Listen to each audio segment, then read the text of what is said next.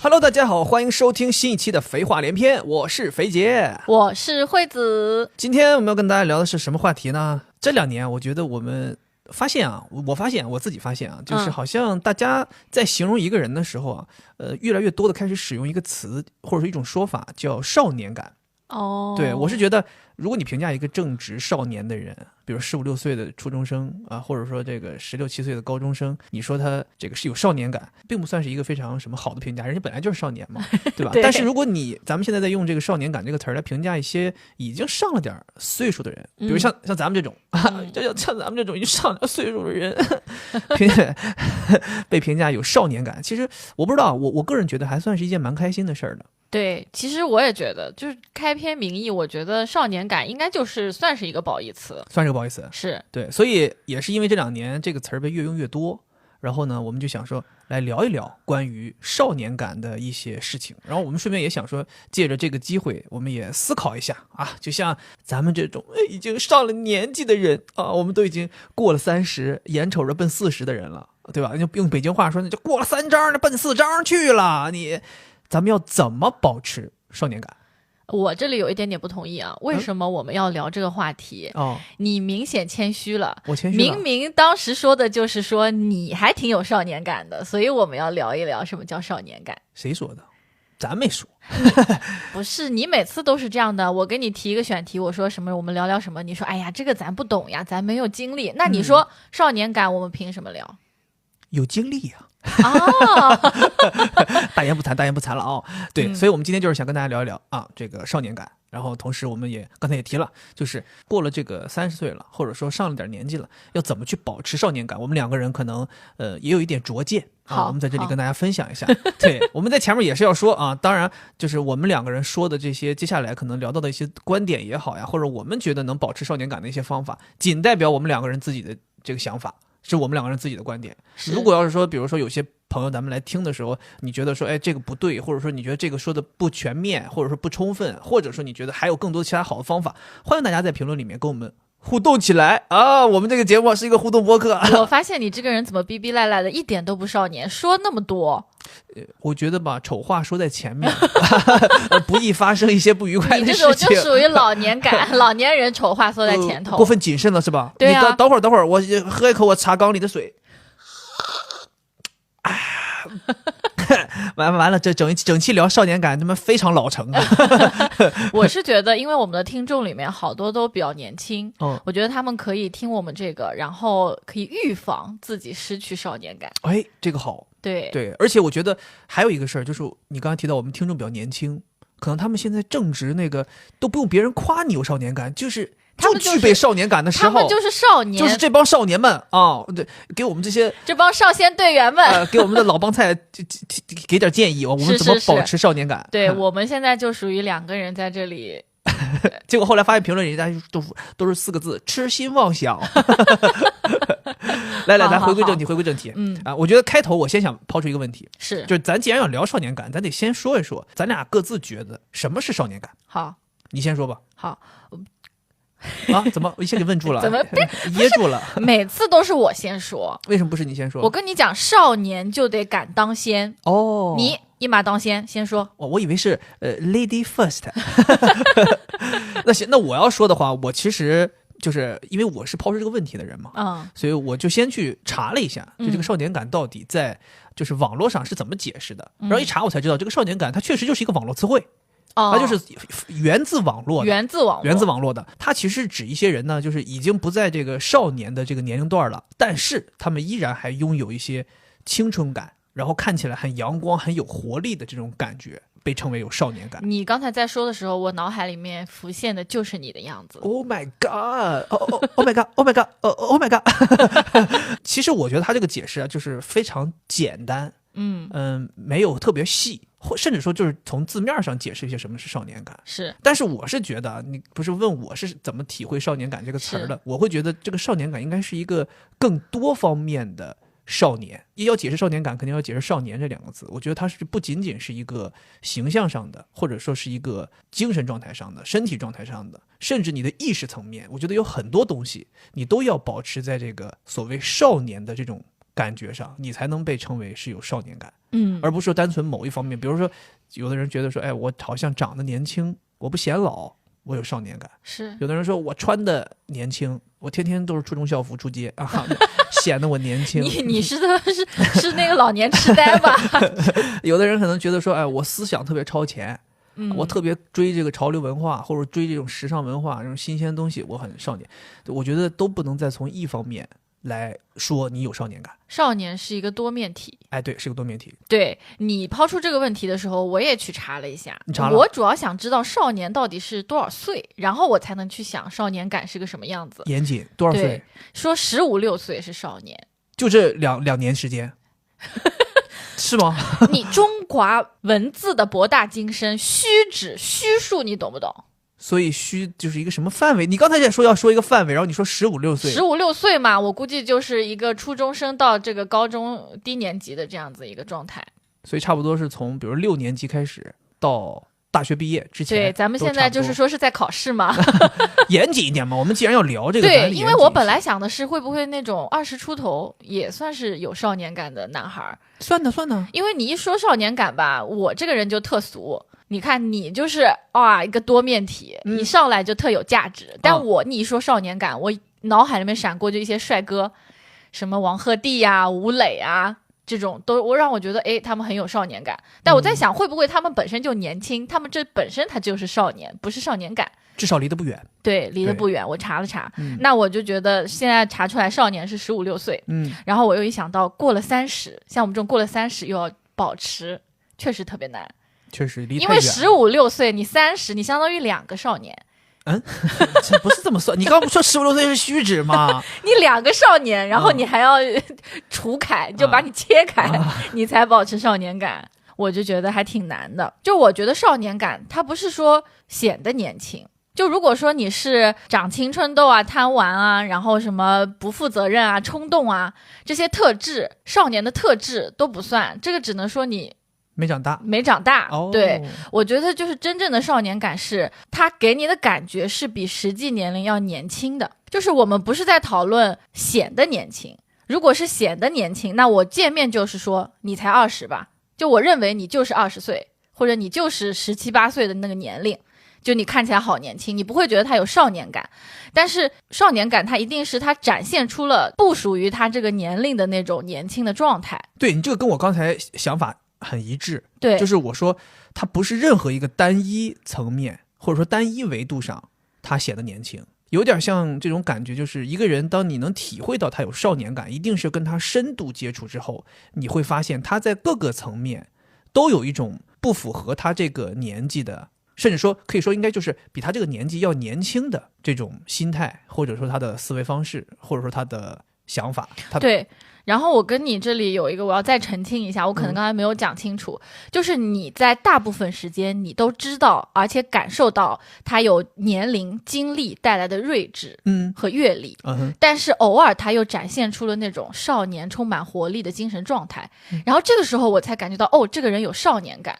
就我的感受是，一个让我觉得有少年感的人，不是他每天都在那儿是像个少年，而是他长时间给我感觉是睿智的，是有年龄深度的，但是偶尔的他就冒出一丝让我觉得快乐，他带给我那种青春的感觉。这就是你给我的感觉。明明你知道在跟一个30、40岁的人在就是怎么说吧交往，或者说就是大家在相处，但是你却突然间他会在某几个瞬间会给你那种他好像是个15、16岁的小伙子。对，就是那一瞬间的少年感会让我觉得更有魅力，而不是说一个人像我爸，他就是长得年轻，他看起来年轻你不会觉得他、就是、有少年感。对，有少年感，只不过觉得他长得年轻，但有少年感一定是你经历了他非常睿智的那种中年人才有的那种睿智之后，突然一下子有一个瞬间让你觉得他很有活力。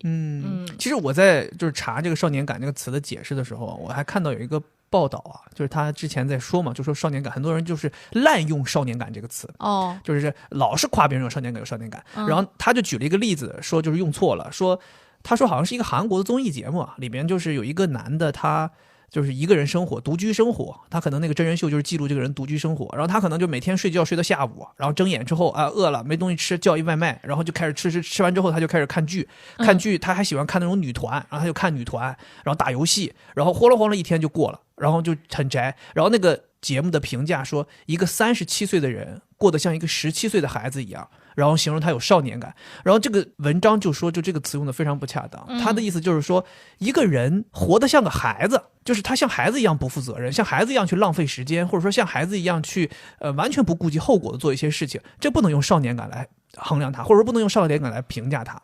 就像你刚才说的，就这个人他不是你一看他就像个孩子没长大，对，他一定不是没长大，对，你要能感觉到他是一个非常成熟的成年人，但是他在某一些瞬间当中能给你带来那种非常青春、有活力、有阳光，甚至让你感觉到这个人已经不是那个现在这个年纪了，他已经重回那个青春，重回那个少年时代的样子，这种东西才应该被评价为是有少年感。对，就像心理学里面有个词叫退行，讲的是你作为一个成年人遇到一些挫折的时候，你突然变得像孩子一样去抵御这个你不想见到的东西，哇哇大哭。对呀、我家里东西坏了，我坐地上哇哇大哭我有少年感。这不就是你吗？你确实如此。少年感。那这种情况下我不会觉得你有少年感，我只觉得你幼稚。对啊，所以我们讲的少年感，其实我听起来首先还是那个说法，少年感是一个褒义的词，我觉得很像是一个年龄比较大的人身上还留有少年的一些优点，那少年也会有一些不是很优的点，对吧？是的。那接下来的话，我这里要插播一个考试。什么考试？就是一个反义词的考试，就是你认为和少年感对应的词应该是什么？和少年感对应的词？对，就是反义词。油腻，我觉得我第一个想到就是油腻啊，跟我想到的也一样，差不多。我的第一个感觉也是油腻。哦，对。然后那如果我们去讲女孩子的话，我觉得就女生如果没有少年感，我觉得就是类似于那种怨妇。你这么一提，我让我想到，好像很少有人会把油腻这个形容词用在女孩子身上。对，所以女孩子好像不存在油腻这件事儿。对，我觉得如果女孩子失去那种青春的味道了，就是有一种让我用怨妇这个词，当然这个词肯定不是一个好词。那肯定呀，油腻就是好词了。还有一个词儿，我觉得也是跟少年感有反向意味的，就是有人说你那个叫什么爹味儿十足。对。是不是？是，我也想到这个。其实我觉得油腻和爹味十足有的时候是那种搭配着出现的。是，就一个人油腻了，很容易爹味十足。但我觉得油腻更多的是指外表。哦，就是你看起来觉得很油。那你言语也会油啊？对，言语的油，我觉得是那种油，就是比如说啊，小姑娘挺漂亮的呀，就这种。但我觉得这不是性骚扰吗？但我觉得这种不算爹味，爹味是那种我自己感觉就是爹味是那种很爱说教，就让我觉得很有爹味。哦，就是你得听我的。我觉得少年就不会这样，我是过来人。对呀，对呀，因为他觉得自己有年龄有阅历了，我要来教你做人，就这种就在我眼里就是爹味，然后跟少年感是一个割裂，就是非常恐怖的一个变化。就包括我们从这个整体人的发展，就从少年到他真正的成为一个爹，他是一个很大的跨越嘛，所以我觉得他们也是一个对应的词。哎，那既然说到这儿，咱们讲到这个反义词油腻啊，什么爹味儿，这个，那你觉得具备什么特征了，就容易被人评价为说油腻，或者说你有爹味儿？刚才你提到了爹味儿就说教嘛，对。那如果是油腻，具备什么特征会觉得这个人油腻了？油腻的话，在我心中特别直观的就是秃头加啤酒肚。哦，你这个不会担心有人觉得你就是这种外表歧视吗？就是秃头加啤酒肚，咱就说有没有符合这个特征的？但是也具备少年感，我自己说出来我都心虚。对不起。因为第一就是如果说他秃头了，有的男生秃头可能也不是因为他什么原因。我觉得咱用秃头有点那个脱发难听的，咱用脱发吧。我就觉得秃头这个词特别油腻。你这词儿是不是看兰姐直播间看多学来的？就是如果他会去打扮，然后戴上帽子呀，或者怎么去修饰，戴假发片。对，如果你展现出来的不是秃头，虽然你也在脱发，但是你展现出来的不是秃头，那我觉得就不是油腻。包括啤酒肚也是，我觉得油腻的男的是那种就是舔着肚子，他还自己丝毫没有意识到，就那种大夏天的还非要把自己那个 polo 衫拉到那个大肚子上面卡住，对，然后就把那个肚子露出来，不知底儿以为他要西天取经呢。对呀、然后还有一个就是精神层面上，我觉得自以为是。就是我见到过一个男的，他长得没有秃头，也没有啤酒肚，但是他天天穿那种 polo 衫加西裤，然后到处就是露出很奇怪的微笑，然后在那儿大声讲自己以前的事儿。你能感觉到他浑身散发着一种他觉得自己很有魅力的感觉，又过来给你炫耀自己的勋章。对。但是我这里要替 polo 衫和西裤说一句话，就是大家不要有这种刻板印象，就 polo 衫加西裤并不是一个油腻的穿搭，因为你要明白 polo 衫加西裤是高尔夫球里的正常的穿搭，但是高尔夫球很难跟油腻挂上钩吧？但是你不会在就是路上，你又不在路上打高尔夫球。其实我是觉得 polo 衫加西裤啊，其实也是能穿得很帅的，也是可以穿得很帅的。我觉得你所指的那个 polo 衫和西裤可能是一种特定的，就是咱们看到觉得质地也不太行，有点松松垮垮，有点稀里咣当的，然后西裤也有点那种都做油了，你就有那种西裤屁股都打油了就做的。当然我觉得这种可能会给你带来一些印象，让你觉得好像这套打扮显得很油腻。但我这要给 polo 和西裤证明，就是其实 polo 加西裤也是可以穿得很帅的，也是可以穿得很帅的，前提就是你得干干净净。我觉得这个后面咱们就要讲到，就是待会儿要讲到说怎么保持少年感，其实里面就有一些，就是你包括这种外形，包括穿衣戴帽这些东西都是可以帮你去维持少年感的，是对吧？但我在这也突然产生了一个疑问啊，没有任何要引战的意思啊，就是我只是单纯的是好奇，就刚才你提到你说这个男的他秃头大肚子穿 polo 衫穿西裤油腻你给人家一切贴上标签了。那我也换一个角度，我想问，就是之前不是有很多女性在说为什么要我化妆，为什么要我打扮，这是社会对我的驯化。那我同样的问题我就想问了，那你为什么要一个男的不秃头带发片，为什么要一个男的不大肚子必须得瘦？那这是不是社会对他们的驯化？我只是好奇啊，我没有说再下一个定论，我只是好奇说这个东西反过来是不是也依然就是当我们在要求这些人不要油腻的时候，他们是不是也可以站出来打出那张牌，你不要驯化我？他说社会对我们的驯化，对吗？化妆，但男的没有让他化妆呀，男的是让他保持整洁。在我心目当中，当我在说出秃头和啤酒肚的时候，我想象中的那种秃头是很油的，就他如果是天天洗头，就比如说像孟非、乐嘉这种，我并不觉得他们油腻。但是有一些男的，他就是连最基本的孟非和乐嘉是一根头发都没有了，他想油他也油不起来呀。就秃头就是一根头都没有是油不了的。就我们现在要求男生的这个度，不是说你在已经干净整洁基础上，我要你再精美锦上添花。对啊，我们要你保持最起码的作为一个这个正常人的一个自我卫生。对呀，对你都没保持。对啊，女生现在说不化妆，那女生没说不洗澡对吧？没说不洗脸不洗头呀，对吧？对，没说挂着大鼻涕就出来了对吧？对，也是这个确实，我觉得就是我的一个疑问嘛。对，而且我想说的是，你可以油腻啊，没有人说你不能油腻啊，那我就不喜欢你啊。就像女生不化妆，人家说你不化妆我不喜欢你，但我的态度是无所谓，你可以不喜欢我。这个思路也是对的。对啊，因为油腻现在没有说一定是个贬义词啊。那宋木子你还挺喜欢他的，又因为他油腻。你怎么唱的啊？是宋木子宋木子宋木子。对啊，所以说就是我认为就是秃头啤酒肚 polo 衫西裤它是油腻的，但是我的一个对他的一个评价，但是他可以不在乎，因为评价一个人是你的所有人的权利，对吧 ？OK， 我话说到这儿啊，为什么宋木子这么油，我们却这么爱他呢？所以就是说呀，油腻并不表示很讨厌，所以我是觉得啊，油腻让你当它变成一个贬义词的时候，更多的是指这个人的精神状态和他的言语或者肢体的表现，而不是说他的形象。其实宋木子这个油，我觉得他在大家之所以不讨厌，是因为你明明就知道他就是演出来的油啊，它是一种表演油。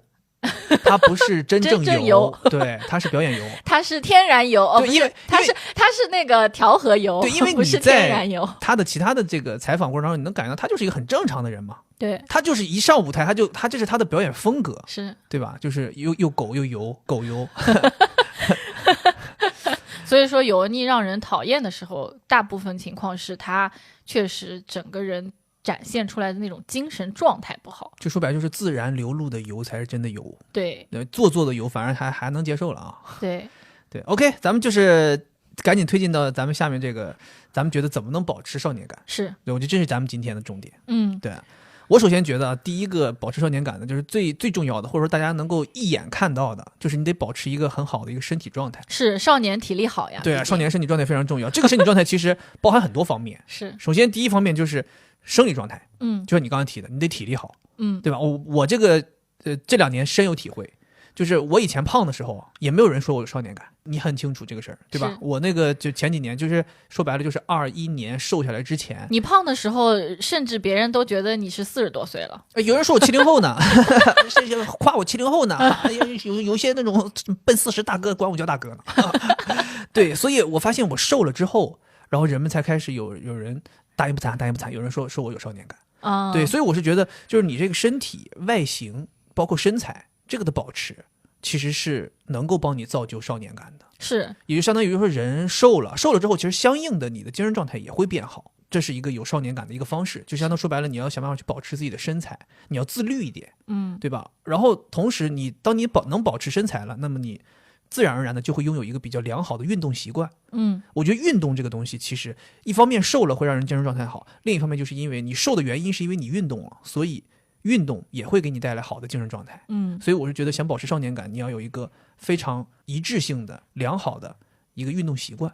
无论你坚持什么运动，甚至你说你多项运动都坚持，你比如说我1个礼拜我又打篮球又踢足球又打羽毛球又游泳又健身，我又撸铁我又跑步都可以，或者说你说像我一样我就跑步，我就只是专注跑步也可以，但是你得有一个自己长此以往坚持下来的这么一个东西。对，我觉得这个是生理状态。另外一个生理状态呢，就是我觉得你得干干净净，就像刚才提的，你不能油嘛，你不能大肚子嘛，就说白了，你的这个自我卫生你得保护好，是，然后你的这个个人保养你也得注意，不是说咱说男生我也得化妆，我也得成天涂这涂那，那倒没必要，但是你至少你得差不多。你比如说我举例子我自己，我就说我自己吧，我其实一直都不认为我自己是一个特别注重护肤的人，但我至少知道洗脸应该用洗面奶。我至少还知道说我平常用的洗面奶是这种啫喱状的，然后我要是说每周还会有几次会用那种像小苏打一样的东西去清理脸上的死皮。那我有的时候偶尔出门之前，可能冬天了，皮肤非常的干燥非常紧了，我可能也会涂一点什么面霜呀，或者是什么保湿水啊这种东西的。对，我没那么在意，但是我是知道该需要的时候是需要的。我觉得这个也是挺重要的。就说白了，你对于你自己的外表卫生个人的这些东西也要注重。其实在我心目当中啊，少年感这个词肯定第一就是形容长相，就是外表。当我们在形容一个人有少年感的时候，对吧？是的。所以我就觉得首先就是这个，就像你说的这个生理状态要做得好。然后那我觉得除了你刚才说的那个保持身材有运动干净之外，就我觉得发型又提到发型很重要。对，我觉得发型特别特别重要，我就很在意发型。我觉得比如说你留那种寸头，圆寸呢，两边很短，然后中间稍微长一点的那不叫寸头啊，那叫什么？那就是正常的发型。寸头是指的是规规整整剃得很短。对，我是觉得男生有3种发型，第一种就是我认为的寸头，就短的，他的头发不会耷拉下来，他还是有点立的那种。其实说白了，你就是觉得两边鬓角收得干干净净，剃得有层次，这是很重要的。对，要么就是长一点。多长？就是像天放那种。天放的还不油吗？我得把像天放一样，天放不油吗？你不觉得他有少年感吗？难呐。有点难。就是我觉得要么你就是短，要么你就是长，那种中不溜秋的那种，就像汉奸。所以我就觉得中不溜秋那种就特别显得有年龄。我觉得也分人儿。你比如说前2年，我不知道你记不记得那个权志龙，流行过一段时间，他有一个什么发型，就是前面短后边长。前面就是跟你喜欢的一样，就两边鬓角也都剃得很好，过渡的很好，然后前面就是一个不短不长的那么一个长度，OK 的，搁正面看。但你从他后面看，他后边是留得很长，都有点耷拉到脖颈这个位置了。对，他就是做这么一个造型，但是他背这个发型没问题。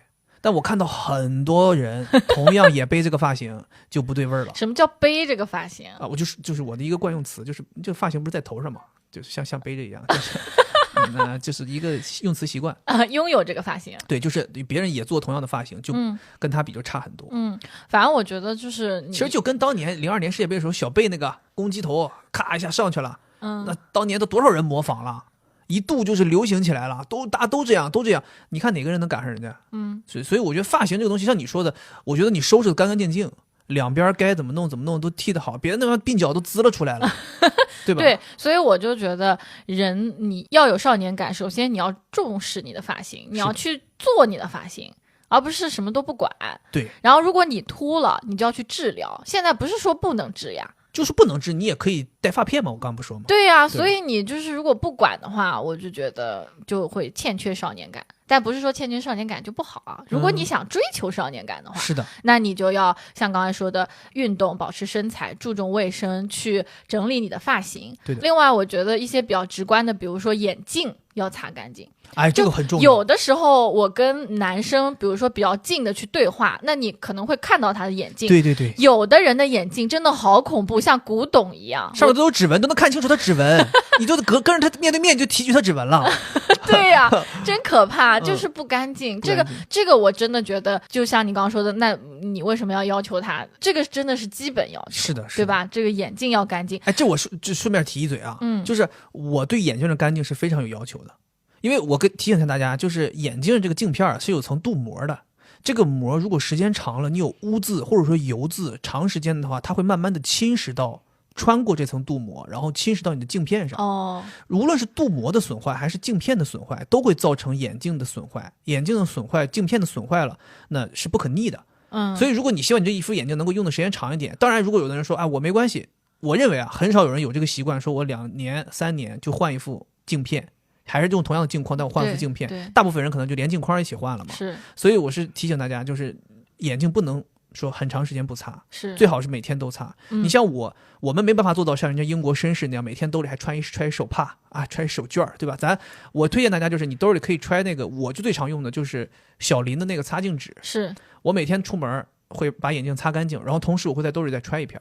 因为我防止，比如说我今天去见到什么人，比如说举个例子，今天下雨，我在外边走路，雨水把眼镜弄脏了，那就斑斑点点。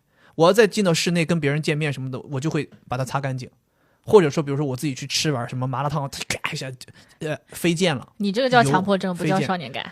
不，我的意思就大家可以在兜里揣这么一个东西备着，就可以保证你的眼镜的清洁。大家而且不能光记着要擦镜片，其实镜框也会很容易存灰。所以镜框的四周，包括鼻托的四周，你都要擦一擦。镜腿儿，你每天往耳朵里这么戴，也有油污都得擦。明白了。这样的话你就干干净净。谢谢这位卫生老师。小心点啊，到时候擦你啊，你这分担区都弄干净一点。对，然后除了这个眼镜之外，还有就是我觉得衣服你也不能有明显的污渍。那必须，那是这都不跟少不少年感没有关系了。对吧？你这衣服裤子鞋不是啊？那人家觉得我少年，你想想，小孩子15、16岁的时候，我吃个饭倒上去了，我在地上爬什么摸爬滚打就脏了。他们觉得，那少年可以这样，我少年感怎么就不行了呢？少年还要尿尿和泥呢，你咋不去尿尿和泥呢？对不对？所以我就想说，少年和少年感，大家是要明确区分的。对，不是说让你装着你是个少年，不是让你就是怎么说，就什么返祖，就是让你重回做小孩儿。我觉得少年感就是你在少年状态非常好的时候的那个感觉。那少年状态非常好的时候，你觉得哇，他也要让你眼前一亮，他的衣服肯定是他妈给他整洁的换上新的之后，而不是他玩了半天已经糟了之后的样子。对对对，你这么一说让我有点点醒我，就是这个少年感。你说是少年状态最好的时候吗？其实咱回想，咱自己少年时代觉得自己状态最好的时候，其实就是青春期那个时候。就是你开始有那种在意别人的眼光了。你有点萌芽了。你无论是情感的萌芽，还是那种自尊心的萌芽，是。然后你这个时候就特别在意别人对你的看法。然后你就开始知道说，我得要好看，对，严于律己。我要注重身材，我要喜欢运动，我要好好学习，我甚至要这个注重外表了。你记不记得咱们那种初高中有些同学真的是就突然间有一天就开始喜欢穿好鞋，喜欢穿好衣服，喜欢弄发型，甚至喜欢戴好眼镜，对吧？是喜欢用好东西。根本你说那种校园的那种电视影视剧里面经常会有这种形象的出现。道明寺啊，就是拿个镜子，一直拿个梳子在那梳头，这种大哥有点变态了。咱不提倡这个，不提倡这个，这太抓马了。这有点松。好，那我们说完这个身材啊，各种干净，可以讲一讲穿着。哎，你其实刚才说那个就是衣服裤子不能有污渍这个事儿，其实就跟穿着已经很相关了。是我给你们举个例子啊，我是真实经历过的。嗯我以前有一个我妈的一个同事，跟我妈属于关系非常好的同事，她有一个女儿比我小。她那段时间就是老是来找我，然后类似于介绍对象，不是把我介绍给她，是就是让我帮她介绍对象。吓死我了。然后他妈也特别着急，就是想给她介绍对象。后来他妈就说遇到一个孩子，一个男孩，各方面都很好，是家里也很喜欢，然后都见了，都挺好的。他说他女儿就是不要跟这个人在一起。然后我们就奇怪，就问为什么？他说女儿不喜欢，就是因为这个男孩每次来鞋都是特别脏的。而且这个女孩跟他说：“你去刷刷鞋。”这男的说：“鞋有什么可刷？鞋不就是天天就穿，就是得脏，我为啥要刷鞋？”这个女孩就说：“那咱俩没有办法在一起。”这个女孩就希望说，她接触的男孩或者说她交往的男孩，衣服、裤子，包括自己个人卫生，包括鞋，都得是干干净净。她有这么一个执念啊，而且她说她那个执念就是因为来源于我。哦，哎，这个事儿有没有意思了？因为你也知道我有多么爱惜鞋。所以他是觉得他可能就那个时候觉得说，哎，这个哥哥他就是干干净净的。那肯定小时候可能对你有一些特殊的感情吧？咱不敢说，咱没有这么厚颜无耻啊！哎呀，我还以为要讲什么事儿呢，莫名其妙又插入一个对自己的夸奖，是不是挺柔的？我觉得你觉得柔不柔？你有少年感，主要原因就是这种自恋感。少年嘛，对吧？总觉得自己是这个世界上最帅的人。Oh my god! Oh my god! Oh my god! Oh my god! 然后少年和油腻的区别就在于，油腻也觉得自己帅，但是他实际不帅；但少年是自己觉得自己帅，他同时也保持住了这种帅。妈，你这么一说的话，人评论区有人不高兴了。怎么了？好多人说你这人也不帅呀。我跟你讲，之前好像是就是你在说什么我长得帅，然后我跟你讲评论里好多了，那种人看了照片之后说这人也不帅呀。哎，他们主要是不懂。哎，我觉得萝卜白菜各有所爱，所以他觉得我帅，不一定大家都觉得我帅。毕竟我喜欢滋不尬嘛。对，因为我自己都不觉得我帅。哦，哎，非常好，圆回来了，吓死我了。好，然后我说穿着啊，我就说我自己的喜欢的，我认为有少年感的，我喜欢男孩子穿 T 恤衫或者是帽衫。就我觉得这种比较软的这种质地的衣服，比较软的，不喜欢他们穿铠甲。是吧？喜欢铠甲不好，像兵马俑那么穿一点就太油了。就我觉得 T 恤啊、牛仔裤啊，然后小白鞋啊，它会让人觉得相对比较运动一点，运动感。就像你刚才说的，就是自律运动的会有少年感。那么你这样一穿，我也会自然而然觉得，哎，你这个人比较有运动感，我就会觉得好。就像我那个朋友相亲，他说他第一面见到那个男的啊，穿的是一个 hoodie。然后牛仔裤看起来就，他跟我形容说这个男的有少年感。然后有一次正好碰巧了，他说我们可以远远的观望一下这个男的。那天那个男的是上完班下班，你知道吧？穿了一身中介西服，背着一个电脑包。我说这什么少年感？是他爸来了吗？就是今天见家长。所以就同一个人，你看他不同的穿着打扮会让你觉得一个是有少年感，一个就没有。所以我是觉得你的这个穿着还是很重要。然后另外我以前也经历过这个一模一样的事儿。是吗？我以前你也知道，我这个人以前在公司上班的时候，同事们都知道嘛，就是尤其像我以前在金融公司这种，大家都是穿这种所谓的正装，就西装嘛。我也不喜欢，我这个人平常不喜欢穿这种的，我都正常都是穿的很休闲的去的，最多就是一个所谓的这种就 casual Friday 这种穿法。但是我是from Monday to Friday 啊，都是 casual Friday casual every day 对，但是就是有一天我记得特别搞笑，夏天，然后我就穿了一件 polo，但那件 polo 其实是一件就是我记得好像是 General Standard 的一件 polo，其实是一个日本的 polo 衫，就是还蛮 OK 的设计。当时我那个老板就看到我，老板说：“呀，小鱼啊，今天来的是小鱼爸爸吗？”真的吗？对，他就觉得好像你穿这东西显老啊。对啊，对，他觉得你这衣服显老。所以说穿着真的非常的重要，大家要去研究。完了，我前面刚给 polo 衫证明，现在又踩 polo 衫一脚，polo 衫是站不起来了。因为高尔夫球也是要有一定资历年龄的人才能打。高尔夫球就是一个上年纪的人。对啊，对啊。然后就像爱马仕，人家说上了年龄杯才匹配嘛。哦，对，所以我是觉得我可能过2年吧，就是有这样的机会。就差2年了，一点不过留时间呢。如果说要年纪大才能背的话，我可以立刻变40岁，我才不管呢。我马上去改身份证。对，然后另外的话，我是觉得要有一些色彩。就是这个衣服啊，当然有的年轻人或者有少年感的男生，他真的是非常衬衣服，就什么样的黑白灰在他身上都好看，都少年。但是就如果你年龄已经比较大了，你还要少年感，我是觉得你的衣服就可以稍微有一点点色彩，亮眼一点。哎呦，这个我跟你想法不同。是吗？我是觉得有色彩没毛病，但是选择色彩非常危险。这个东西要考验你的穿搭功底。是这个你说的对，后面我也想讲，就有的人比如说他觉得我穿个 T 恤然后上面是个漫画的标志的，有的人就觉得好像我就年轻，但其实这个我就会觉得就是很幼稚。其实你想想，对，这个其实就有点像这2年的优衣库老是推出那个 UT 嘛，它里边很多这种漫画元素嘛。其实我是觉得大家真的别为了就是上了年纪的人，真的别为了就是图便宜的什么39一件99一件那些衣服你就去买那个 UT。当然你如果说我喜欢上面那个漫画元素啊，你是可以偶尔穿一穿，但是什么场合都穿那个就有点显得有点没有好好的去研究过自己的穿搭了。然后再就说回你说的这个有颜色这个事儿，其实我跟你讲，颜色是把双刃剑虽然有些颜色可以帮你提亮，但是一旦颜色用不好，你想一想，你现在大街上觉得油的黑白 polo 衫你不会觉得油，亮粉色的 polo 衫才他妈油啊。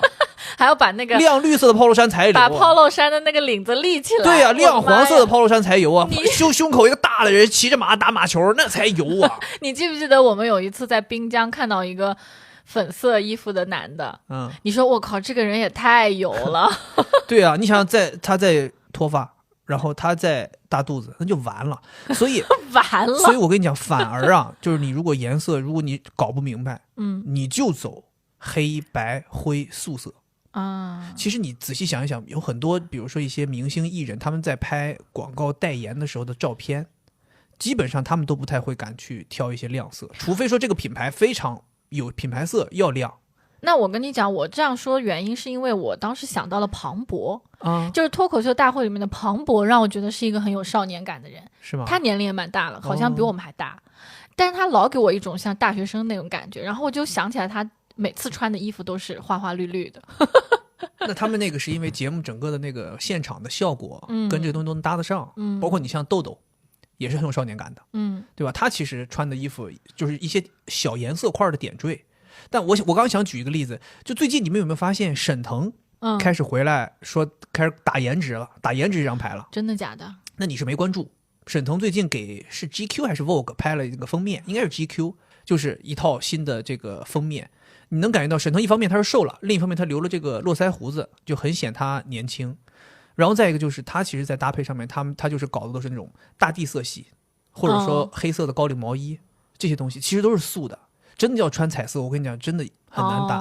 对，那我想说的可能就是你说的那种，就是有一些亮眼的点。比如说 LV 的那个亮橘色。对啊，比如说你穿了一件大地棕色的这种西装，但你可能在角落里面有一个橙色的小的什么东西点缀一下，对吧？就是但是你说我穿了一件亮橙色的西装然后有个大地色系点缀了一下，那我觉得我可能要说他是不是守门员了。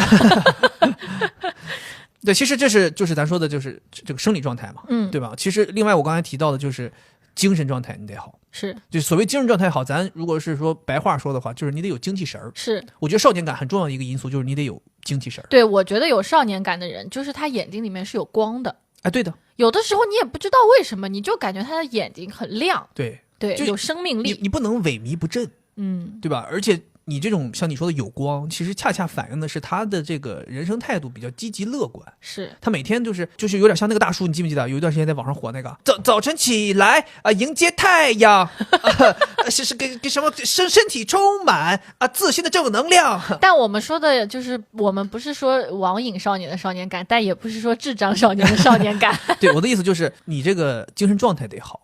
所以你想精神状态好，那你可能要做到的就是你得保持一个比较好的作息时间。你睡眠充足，你才会有良好的劲儿嘛。或者说，比如即便你睡眠不充足，你也别萎靡不振，你可以喝个咖啡，调动自己一天的活力。为什么我每天早上起来，我第一件事先是喝咖啡？就是我觉得我应该有一个好的状态来迎接这一天。我无论这一天要不要见人，或者要出去干什么事儿，我哪怕今天就是自己一个人在家里面自己做些事情，那我也要对得起自己嘛。我今天的状态得好嘛，我得效率得高嘛，对吧？所以我觉得就是良好的作息和规律的这个生活方式，这个是可以帮你有这个少年感的。对。然后同时我认为你还不能太宅，你得经常出门。是，你老待在家里，老待在这么一个几十平见方的地儿，你就容易慢慢的开始就不在意自己了，因为你觉得反正我也没什么人看我。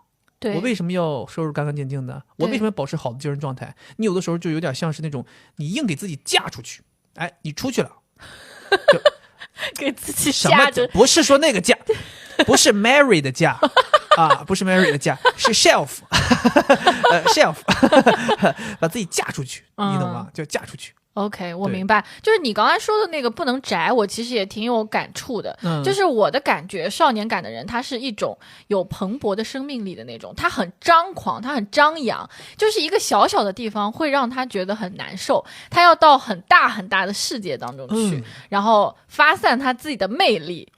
这么小的一个我要这铁包有何用？我要。为什么你老在演这种智障少年感？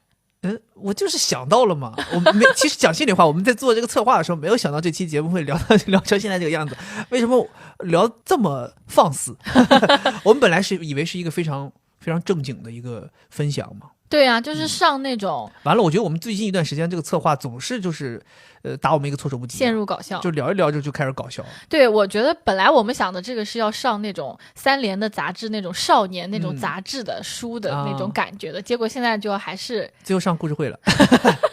对，好，总结一下刚才说的，其实都是要去保持好的这种身体状态，对吧？因为这个就是你给人家的第一印象。就你的衣着呀，然后你的精气神啊，包括你的身材呀，都是的。所以我觉得这个东西就像你刚才说的，好像有点像服美役，就是我们是不是要去接受这种驯化？但是我是觉得，如果你想要有少年感的话，做这些其实既能保持少年感，对你自己又有好处，其实也没有什么。但你如果说我就想要这种中年油腻感，那你就去买几件亮粉色的 polo 衫，把领立起来一穿就结束，一下就拿捏住了。对呀、哎，你刚才这么一提，我觉得你有没有发现咱们邻居就特别有少年感？哎呀，我跟你讲，我曾经有人问过我，这个是我第一次披露，就是说你跟你老公在一起之后，你心里面有没有过对其他男的有一些觊觎？对，我说我没有，但是就邻居这个男生是最接近的，太危险了。大家总共从咱家到他家走路用不上5步。我跟你说，我在电梯里我都不敢看他。Oh my god! Oh my god! 心里小鹿在乱撞。我们邻居真的太……我跟你讲，别说你了，我跟邻居在电梯里边，我心里都小鹿在乱撞。真的吧？他有2个孩子，对吧？他的大女儿比我都高了已经。所以我跟你讲，我觉得是咱们邻居的女主人承受了岁月的侵蚀，就替这个咱们的邻居男主人能够岁月静好，是因为女主人在负重前行。你想家里都是他在管，是每天就他们家要是一开门就能听到他在里边教孩子写这个，教孩子写那个，然后做饭什么的。昨天晚上我也是，咱们你记不记得我咖啡杯落车里了？我说我下楼拿咖啡杯，我一摁门一开，邻居男主人，然后拎这个那Under Armour的一个包。去运动了。我说哎呀，我说去健身了，然后他说没有，刚那个打完球回来，就是整个状态特别。那时候已经都几点了，都快11点了。所以我现在要反对说他有少年感了因为我们已经说了少年感不是单一的，对吗？或者我重新说一下，就是少年感还是他妈的第一眼看他的样子因为我们其实不了解他，对吧？而且只言片语能感觉到他。也并不很负责任，就是也不能这么说，一直在打游戏他是吗？对啊，他老婆跟我说的，每天晚上打游戏到很晚。完了，刚把那个人设立起来，一脚踹他了。对，所以怎么说呢？为什么我们要搞好自己的身材、自己的精神状态？就是你理智告诉你，少年感指的是长得也有少年感哦，我的精神状态，我的整个什么价值观也好，但是当你真实的去看的时候，你还是喜欢长得年轻帅气的哦。所以我们把这个身体状态放在第一位讲，放在第一位，对，因为它是一个很直观的东西嘛。对对，然后我还想问你一下，就是在这个保持少年感这里边，你觉得你对于抽烟喝酒，你觉得它会影响少年感吗？当然会了。会吗？会啊，就是你刚刚一问，我想到的就是少年在装老的时候，他会去想要我叼根烟或者喝点酒，所以他一定就不是一个少年感的东西。那这咱俩有点分歧。我是觉得抽烟确实不太行，抽烟有害健康。你知道我在写这条的时候啊，我还自己特意拿着那个笔啊，就模拟了一些抽烟。我就觉得就这个动作就怎么都不少年，你懂吗？就街溜子，就这个动作，你不能叫，也不能叫，你不能这么说。怎么？那你爸也抽烟，你爸街溜子吗？我说他街溜子，他也不会生气。不是，不能这么说。我是觉得吧，就是说抽烟这个动作就很难少年。但是我是觉得烟不能抽，但酒可以适当的小酌一下啊。因为很多人，其实包括我们现在很多年轻人，其实完全没有酗酒这个毛病。是，他不像咱们上一代，就咱们父辈那些人，有很多人确实，尤其像。我不是说踩东北啊，我先说一下，我本身就是东北人，我现在真的怕了。我有的时候我作为一个东北人说点东北的事情，还有人说你懂个屁东北，你上来就踩人家。我想说，我还不懂东北吗？要我还不懂东北，那你是说哪个广东人要跟我来比谁更懂东北吗？就我们东北那边真的有很多这种所谓的每天都要喝酒，而且每天都要喝到迷三倒四的人，就所谓的酗酒了。那不就你塞衣服吗？对啊，咱就不细提嘛。所以我就说我懂东北嘛，就是你不能酗酒。你可以偶尔小酌，因为我觉得小酌怡情，大酌伤身，对不对？就是你得喝点小酒，平常可以。比如说，因为朋友，你有时候出去社交，大家举杯，就是那种不是说咱这种推杯换盏，咱就是那种大家属于一个休闲方式，对吧？找一个 pub， 或者说我找一个喝鸡尾酒的地方。对啊，那你说的这个，你看 pub 鸡尾酒，它对酒还是种类有要求。你要在那喝郎酒，喝什么茅台，你就也不是少年了吧？是，那就变成酒桌文化了嘛。酒桌文化跟少年感基本就不搭边了。是对，所以我自己个人的就是想法是，我觉得抽烟有点没办法达到少年感，但是酒是可以喝的，但是只仅限是小酌。如果你酗酒了，也就丧失少年感了。是，然后另外一个，我觉得社交也很重要。是。你想保持少年感，你的社交一定要丰富一些。这个我就欠缺。我为什么没有朋友？大家可以去听第44期节目。对，我觉得你想要维持少年感，交朋友。首先第一，你得有好朋友。就是所谓的这些真正铁的，大家交往了很多年的好朋友。然后另外就是像惠子一样，得乐于去交往新的朋友，是去打开自己的社交圈，去认识一些新的人。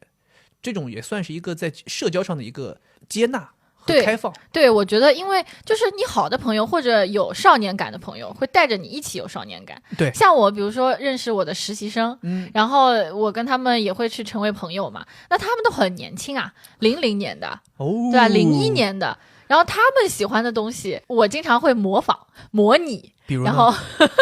比如用一些奇怪的表情包啊，我从来没想过。哇，你表情包太厉害了，就很浮躁。你经常有的时候那个日记里边配的表情包，我都不知道，而且你很快就找到了。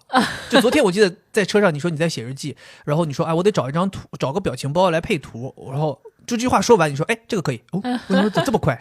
对，所以他们就会给我很多这种青春的气息，然后让我也有这样的感觉。对，另外的话，你一说到这个交朋友。就是你刚刚也说到你自己没有朋友嘛，但我觉得这个也不影响你的那种少年感，因为我觉得也存在着一种少年感，就是孤独的少年感。是说我吗？对啊，你想，就是我们年轻的时候，你在学校里面是不是也有那种男孩子，他就是比较遗世独立对，他不是那种被迫或者是像被孤立的那种少年感，而是他自己选择成为一个比较站在别人远处的这样一个人，然后就很享受孤独，对，很有个性，而且他不是那种萎靡不振，是有活力的那种，就是一种不聒噪的感觉。如果一个人他很聒噪，就叽叽喳喳，然后我们打球吧什么什么，就你又会觉得这种也不叫少年感，就是有一种你能感觉到他是有活力的，但他又不聒噪，站在那边，然后他不怎么讲话，但是讲起来就很到位的那种。就我会觉得这个人他是不争强好胜，但实际很有实力，就比如我举个例子，就前段时间我们不是在搞运动会嘛，单位里面的运动会，当时有一个活动是要在指压板上做10个俯卧撑，是非常非常痛的，好变态。对，然后当时我就记得有一个组，他们有一个男生，就是他也是我说的那种，就有点弄个寸头，然后干干净净站在那儿也不说话。后来才知道他是来做这个俯卧撑的，然后当一声令下开始，然后他那个实力让我惊讶，就他一句话都不说，但是真正让他上的时候，他做出来那个事情就非常厉害。然后他结束之后，我们是接力的，下一个人是要在指压板上跳绳，他一鼓掌，然后回头一个笑容，然后接下来他就又默默的从这个回头一个笑容，omakase 他就从那个指压板上下来，然后又默默的站到了边上，收回了他的那个笑容。那个瞬间我就会觉得这个人好有少年感，他就像一个，就是我也不跟你们很争抢，说我就像有的人打篮球我要出风头，他没有，但是他又耍帅啊，他不是耍帅，他不耍帅，他一来他就又很有实力，就这个感觉让我觉得他是很内敛，但是对，就是那个感觉。你这个确实能让我们回想起来以前你读书的时候，比如校运动会，经常会有那种短跑比赛，有的男生在班里面也不怎么出众，然后他就是安安静静站在起跑线上，发令枪一响，跑爆快拿下第1名，然后非常开心庆祝，然后等到结束之后他就穿回衣服就回去坐着了。对，他就是确实这种感觉确实很有少年感。对，就像今天我们看那个1年1度喜剧大赛，我不是挺喜欢那个龙傲天嘛，他站在那里我就觉得他很有少年感，就是结束的时候大家要到台前来讲话嘛，他就站在旁边不怎么说话，但是你要让他说话他又挺能说，就是这种感觉让我觉得很有少年感。当然主要还是因为他长得帅。所以为什么我们把这个身体状态放在第一个？是，确实这个由上到下，这个是越来越隐性的一些东西。是对，但是并不是说越往后讲越隐性的东西就越不重要。其实有的时候恰恰就是如果你具备了我们刚才第一条提的，就是外形的状态和精神的状态，但你往后这些都没有，你就属于那种有点像那种咱说的就是空心儿的花瓶，空心儿大萝卜了。就是你最后人家发现就切开之后发现你什么都没有。所以底下这些东西其实也很重要。好，那我们继续说。对，我觉得另外还有少年感一个很重要的一个想要具备少年感的一个东西，就是得有乐于冒险和探索的这个精神。白话来解释就是你得敢于去尝试一些新鲜的事物。是，我觉得这个事情也是少年感一个很重要的一个展现的一个因素。对，因为我觉得你这个我特别同意，就我可能更希望它是一种对世界的好奇心。对，就是因为他一个人年轻的时候，他就是看过的东西也少，他就很想知道，这边发生什么，那边发生什么，我如果这样做的话会怎么样呢？就他很有这种好奇心。另外他要有一种扩张欲，他自己在这儿生活嘛，对吧？他是一个人，但是他要把自己扩散开去。就比如说社团，这个社团我也要参加，那个社团我也要参加，就所有的社团都有他的身影，就相当于他把他的世界变得更大。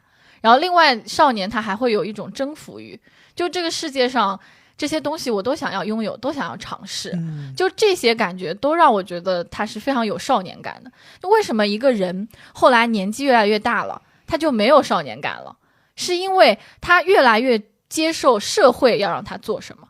所以有的男生让我觉得 OK， 他很踏实，他在做一个男人应该做的事情，比如说我挣钱养孩子养老婆，你就会觉得他每天这样子生活让你觉得没少年感，是因为他就是被规训了，他要去做这些事情，丧失了他原有的那种扩张的感觉，他就是被压抑了。我觉得还有一个原因啊，就是尤其是比如说男性吧，因为少年感这个可能更多形容男性，从男性的视角我来思考，就是有一些男性啊，他到了一定岁数之后他就变懂哥了。真的就是他丧失了探险和冒险和探索的这个欲望，是因为他变懂哥了。就是他觉得我什么都懂。而且这种感觉不是他真的懂，是他会形成一个什么样的误区，就是我都这个岁数了，我怎么可能不懂？你懂吗？我觉得这个是最危险的。这是你说的一种状态。对，然后我刚才说的是另一种状态。你说的那个是就是年龄让他越来越骄傲，越来越觉得自己没什么不知道的，产生了普信嘛。对，但我说的这个是我看到的，就是很多男生他也不是说我什么都懂，只不过是他被这个世界他的压力太重了，压弯了他的那些原本该有的锋芒。对，但我觉得即便压力大，你也不能够就是丧失对于这个世界的好奇心。就像你刚才说的，我觉得有好多人现在在生活当中确实压力大。你比如说有一些男性他在外面拼搏事业很疲劳，那他可能周末回到家里面他就想说我歇一歇，但是其实他有的时候丧失了这个好奇心之后，比如说孩子说咱去迪士尼吧，或者说咱去游乐场吧，他肯定就游乐场有什么好玩的，咱不去，搞得好像就说白了，其实他就介于这个丧失了好奇心，丧失了动力，被压力压垮，但同时他又懂哥了。你怎么知道迪士尼没有好玩的？你怎么知道游乐园没有好玩的？对，他就自己给自己固步自封。他就说我就不想去。这个我觉得是你自己的一个这个事情在你身上发生过类似的，就当年要去迪士尼，是我求着你去的啊，你觉得可能什么都不好玩，结果去了之后觉得哇什么都好玩，是，所以你在这个过程当中你就觉得应该要有这样子的好奇心，对吗？对，我会发现其实世界上有很多东西并不是你想象的那样。对，所以我觉得你刚才说的这些就是一个反思。对，我觉得有反思能力也是少年感的一个体现，对吧？对，是的。所以嘛，就顺着这个就说嘛，就是你要去乐于冒险、乐于探索的话，顺着说下来，就是你得有一个丰富多彩的生活。是，我觉得并不是说有些人会觉得说我的生活不丰富多彩，是我的生活不行。我觉得其实不是你的生活不行，是你自己没有把你自己的生活搞得丰富多彩。谁生下来那天家里生活就丰富多彩？那你要说你降生了生活就丰富多彩，那也是你父母把生活搞得丰富多彩，所以你有一个丰富多彩的生活。那如果你自己一个人生活了，你发现你生活不够丰富多彩了，那就是因为你没有把你自己生活搞得丰富多彩。虽然我们这段话说的有点绕啊，但是其实意思就是什么？就是你得自己去多，就像我刚才说的，你得多出去，多看看，多走。就是咱中国老话都说得好嘛，就行万里路胜读万卷书嘛。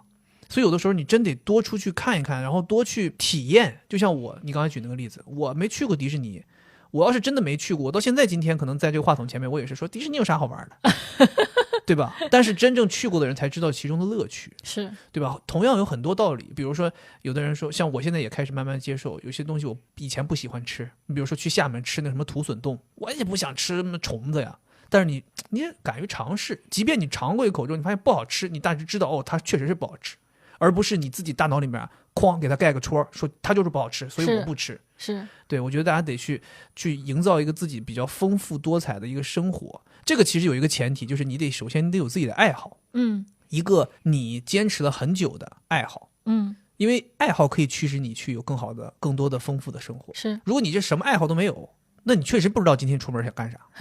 但比如像咱俩，你看咱俩比较好，首先你的爱好就是你特别喜欢吃，是。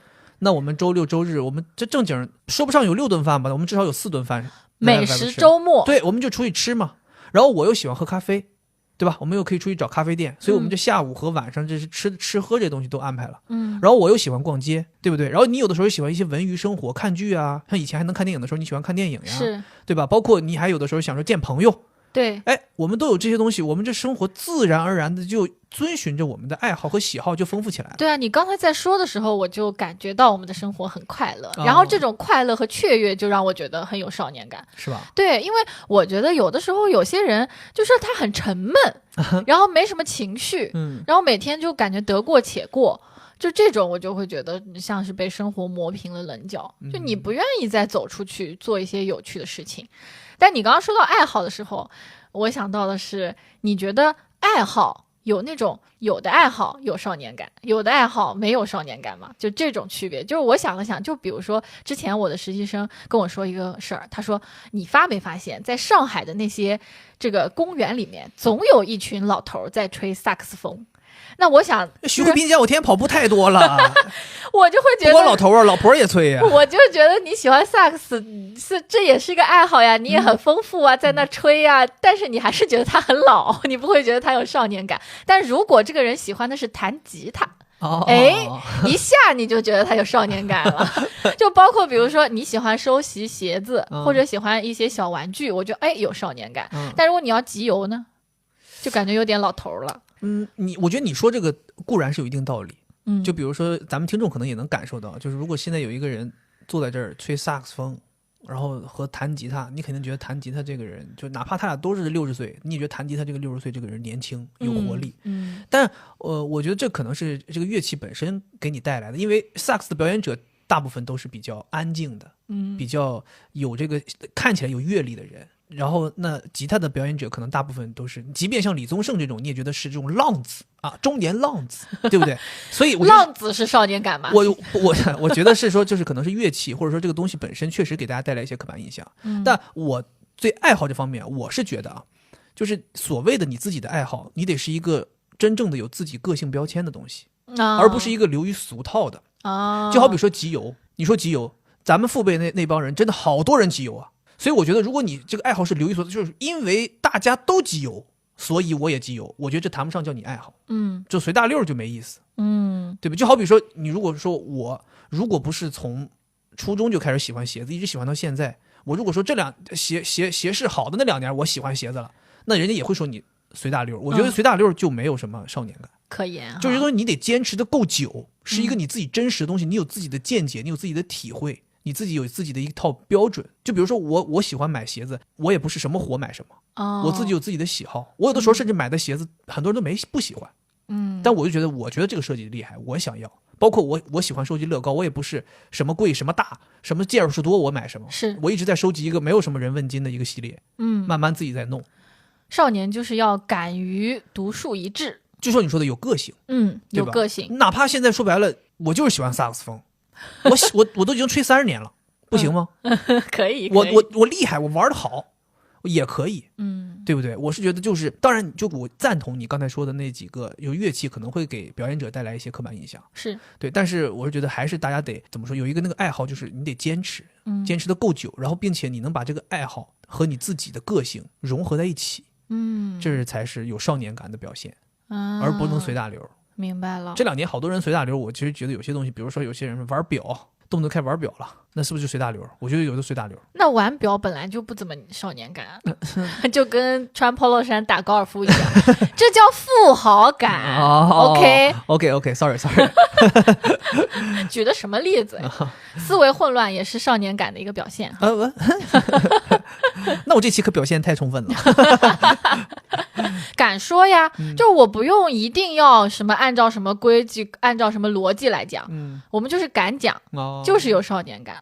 不过刚才提到玩表啊，我们没有对玩表有什么不好的看法啊，但是主要是玩不起。对，所以我就想说下一个，我们觉得可以就是展现少年感的一个方面，就是舍得花钱，其实我觉得也是少年感的一个方向。是因为很多人上了年纪，其实我们有的时候有一些这种东西是有点像倒推的，就是你去思考一下，就是上了年纪的人他不愿意干什么。好多人上了年纪之后，他就开始觉得好像我有家庭压力，我有生存压力，我开始不能叫抠抠搜搜，但至少开始有点精打细算了。但是其实你想想，少年感的人，他其实在开销这件事情上面，他们是蛮自我的，是，所以他有点比较舍得花钱。但是不能挥霍。我觉得一旦你挥霍了，你又没有少年感了，挥霍又是富豪感了。你说的这个富豪吧，是那种挥霍。但我跟你讲，举一个例子，比如说你去喝酒，就是给我来3箱，先喝着，就这种我觉得有点奇怪，这又油腻了。对，你不能一杯一杯喝吗？对不对？一杯一杯喝呀，对不对？你要舍得花钱，比如说我们舍得去好的餐厅吃饭，但我们只点我们刚好能吃完的量，而不是我舍得去贵的餐厅，我所有好菜全点了，那个菜单我炒一本啊，不是这种感觉，对不对？有道理啊，我特别喜欢你说的这个点，就是因为我在想我自己啊，就是我也不是说现在才开始抠的。我以前也挺愿意花钱的，但是就是后来你年龄增长，你压力上涨，再加上你要自己去承担自己的生活，你就会越来越不好好花钱，就谨慎了。对，但其实你理智想一想，你还是可以有那种一下子去一掷千金买个东西的时刻的，但你后来越来越没有，一次都没有，我觉得不行，你这个点醒我了。马上准备一掷千金去了啊！对，待会儿我们播客录完之后，我们直接上海爱马仕家走一波啊！我们准备进去买一根口红，内芯儿。对，我觉得这个特别点醒我，因为我想了想，就是年轻的时候，你可能只有50块钱，但你就会花30块钱买一个你喜欢的东西。对呀。但现在你有50万，你不可能花30万买一个你喜欢的东西啊。是的呀，而且其实你刚才提到嘛，你说就是因为你会觉得自己的生活怎么样，所以不敢花钱嘛。其实我是觉得，如果你是一个舍得花钱但不挥霍的人，其实恰恰能说明你把自己的生活安排得很好。就是你知道我有多少钱，使多大劲儿，能买多少东西。这其实是一个非常好，因为我觉得人最厉害的地方，因为我从读大学开始，我妈就是刚开始让我自己去管钱的时候，她就没有想过说你一个月生活费是1000，我就一个月给你打1000，你到这个月底我给你打下个月的钱。这种思维其实有点像是父母在管控你花钱，他怕你花多嘛。我妈那个时候永远都是我直接把1年的学费给你，直接把1年的生活费给你，你自己去花，你花多花少都是你的事儿，就这些钱。我妈那个时候记得她跟我说，她说你花到今年的假期放假前一天，你剩的钱购买机票，你就坐飞机回家；你剩的钱购买火车票，你就坐火车回家。如果你剩的钱回不来了，你就跟爸妈说，你说你回不来了，你花超了。就是这个东西你得自己管控，你日子过得好坏是你自己的事儿。钱我们都给你了，所以我那个时候从小就开始知道，就是如果我想做一个大方敞亮的人，我自己得去承担，你得去知道。就像为什么我自己又要反复说这个事儿，就是我为什么在月初花那么多钱给别人买礼物，然后后来我就自己承担那后果，吃干脆面。你只能这样承担，你不可能说我立马用2个月把5个月的钱花完，然后再去跟父母张嘴要，这是不合理。是，所以我觉得就是少年感这个事情也是，就是舍得花钱不挥霍，所以你在外人看来你是一个非常大方非常敞亮的人，但是这个前提一定是外人看不到的时候，你也是一个生活规划的很好的人。对，因为有好多人那种挥霍了之后，外人看你是大方敞亮，但自己日子其实过得很紧紧巴巴，是对吧？连信用卡都还不起了，有些人，对不对？这种就肯定就不是少年感了。是，像我们家以前我小叔，那正经大方敞亮人，你知道大方敞亮到什么程度？人家聚会吃饭，打电话叫他来结账，这叫冤大头。冤大头，他都去结账。后来他就是欠的那个卡债都成老赖了。那我跟你讲，所以就是不行。对，所以我觉得就是我们一定要再强调，就是少年感这个东西，舍得花钱，但是不挥霍。下一个我觉得很重要。下一个我说的点非常重要，对，就是你得保持一颗童心。就我自己有自己对这个童心的一个理解哈，就是你想那种儿童，他就是觉得自己很重要的。我觉得少年感也是，这个人他会很重视自己，他觉得我很重要，但是我不当老师，就我不会来给你说教。另外就是具有童心的人，我觉得他是天不怕地不怕的，就像我们说童言无忌，就小孩不是会乱说话吗？对吧？但是少年感的童心是我天不怕地不怕，但我不欺负别人，就是你内心当中其实很强大的。就像你说的，小孩的时候他什么都不怕嘛，他什么都敢尝试嘛，是，或者说换句话说他是不知道怕嘛。有的人说是因为无知所以无惧嘛，是，他就不是。但是我们现在是你到了上年纪之后我们不无知了，是，但我们如果依然无惧的话，那说明我们是有很强大的内心在支持的。是，对，所以就我觉得小孩就是这样，在心理学认知心理学里面会讲，儿童是以自我为中心的，就是他永远是看到自己看到的东西，所以他就会无所畏惧，然后他觉得他自己很重要，然后他会有很多有意思的发言，是因为他不管别人怎么想。但是我觉得少年感的童心就是你有这些，同时你还理智，就拿捏得好这个度，对，拿捏得好，对，所以我想说嘛，就是有童心不代表你幼稚，对，我觉得不代表你幼稚，然后幽默感其实也不代表你低俗，是因为有一些人可能会觉得我只要让你笑，是不是我就有幽默感？但是如果你这个笑是通过什么，比如说贬低别人，或者说调侃别人，或者说开黄腔，然后来让别人笑，那其实你这种幽默感是低俗的。对，所以我是感觉就是幽默感，少年的幽默感它是这样，就是少年会拿自己开玩笑，但是不拿别人开玩笑。就像我一直觉得你很有幽默感的一次，是我们之前在国外，一个就是泰迪熊的一个商店里面，有一只就是头缩起来，然后手是那种像是得了那个脑血栓康复期的那种手。那其实那只熊是好像是人家那个就是那个专门做泰迪熊那个品牌元年的第一只熊。对，反正就是它很奇怪，对，又很可爱。然后我就说，哎，你快装一下它，我给你拍个照片。然后当时就留下了这样一张照片。我就觉得，哎呀，我老公真幽默。那你这个明显是拿自己在开玩笑嘛，对吧？你也很少去 diss 别人，对吧？你拿别人开玩笑就不好。那拿自己开玩笑，我就觉得勇敢拿自己开玩笑，然后又很有意思，这个玩笑开的，那就是少年的幽默感。谢谢夸奖。对，就油腻的人就习惯拿别人开玩笑呀，就自己得是拿着这个架，我自己的架不能倒。对啊，但是我可以把你的架踹散。对啊，对，所以我是觉得这个有童心和幽默感这个事情是相辅相成的。就是你有童心吧，你自己会热爱很多东西，是。然后有幽默感呢，你又是能够放低身价，自己去哄大家开心的。对，就是内心不装，你又能够给大家带来欢乐。对，这就大家跟你相处起来就比较轻松，是，对，所以这可能是能表现出少年感的一种方式，是没错。然后下一部分我觉得很重要啊，就是这个想保持少年感，就咱们前面其实提到了，就不能落伍，得能跟得上这个时代。这个也像是字面意思哈。对，就是你得保持住，你得保持住，因为我是觉得吧，有的时候有一些人之所以后来没了少年感，其实恰恰就是因为被时代淘汰了，或者说你的知识储备太老旧了，你开口讲出来的东西，人一听你就哎呦上岁数。行，那我问你一下，你有没有听过现在的年轻人，他们被称为 Z 世代？那当然听过呀。哦，你听过啊？那我还以为你没有听过。怎么可能没听过？我们你知道 Z 世代都不够新潮啊？新潮是叫什么 ？Gen Z。Generation Z，Gen Z，简称 Gen Z。我的妈呀！不什么我的妈 ！Oh my god！Oh my god！Oh my god！Oh my god！Oh my god！Oh my god！来，大家现在就把Oh my god 打在评论里。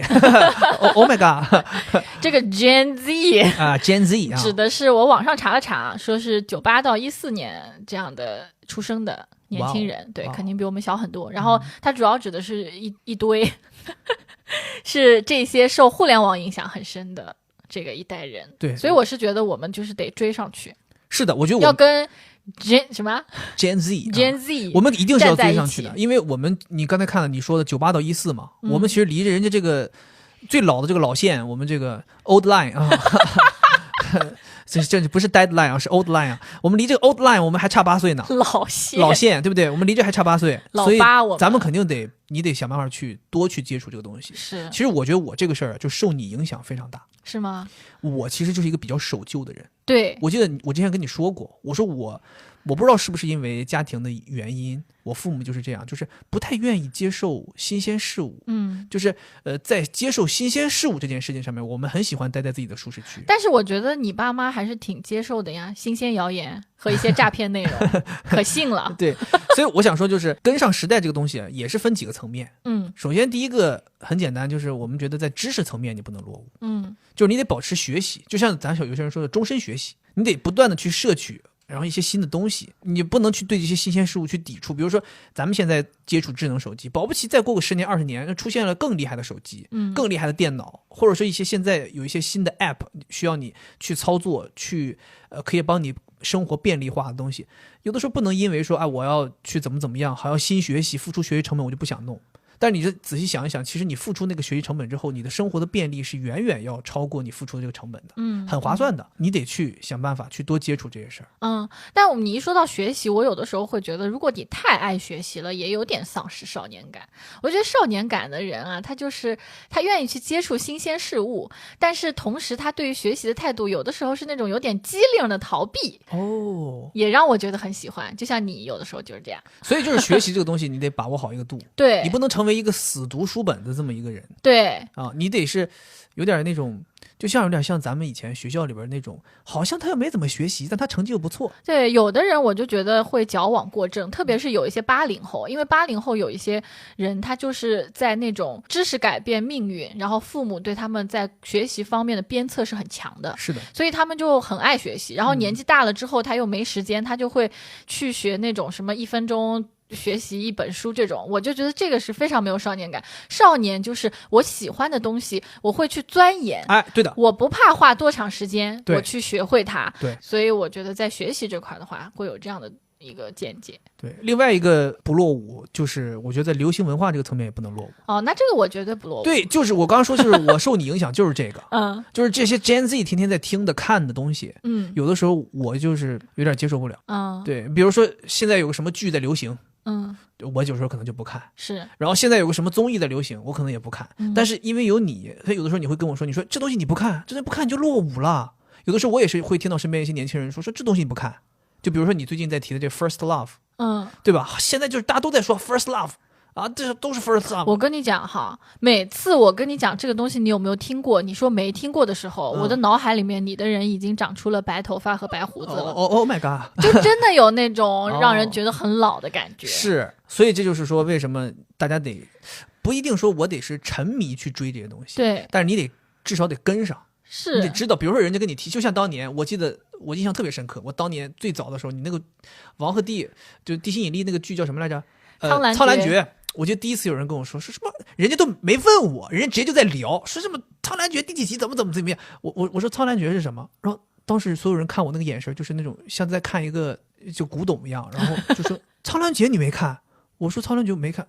苍兰诀你70后吧？就是因为这个事儿，人家说我是70后。所以你看，你一旦没有追上这个东西，没追上这个流行文化的脚步，你就一下子就老了。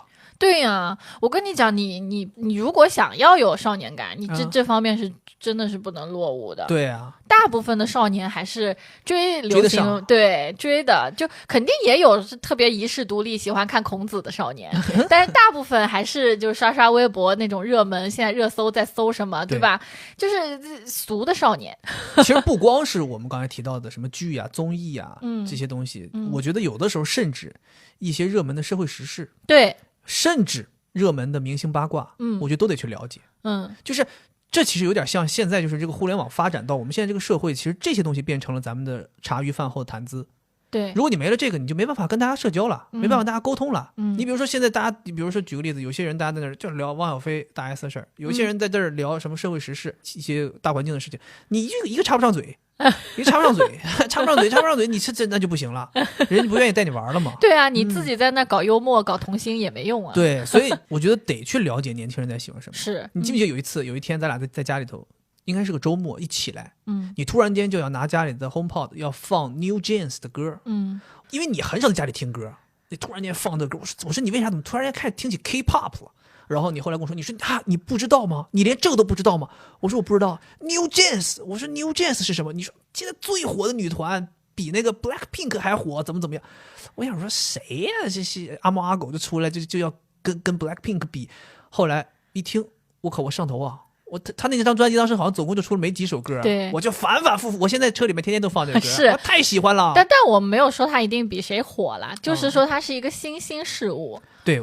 不过其实这个我还觉得挺奇怪的，就歌曲这块哈，好像年轻人也喜欢我们那个年代的歌。